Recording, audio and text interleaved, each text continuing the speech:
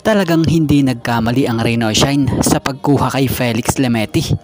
Nagpainit sa tres at maging ang rookie na si Kaylan Tiongson pinakita ang angas sa court. Kalabawan move na kung sa ay uminit rin sa 3 points. Grabing pinakitang laro ng mga rookies ni Coach Yeng. Sa kabila naman di nagpahuli si Cedric Barefield.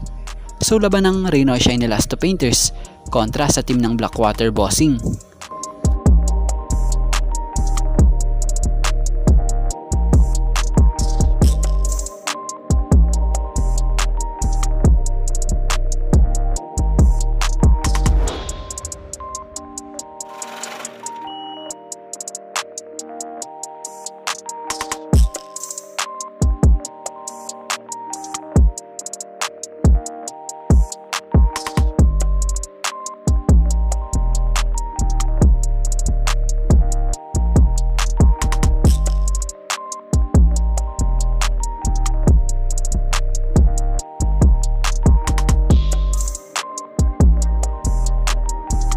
So natapos ang first half, hawak ng Rain or Shine ni Lasto Painters ang kalamangan rito.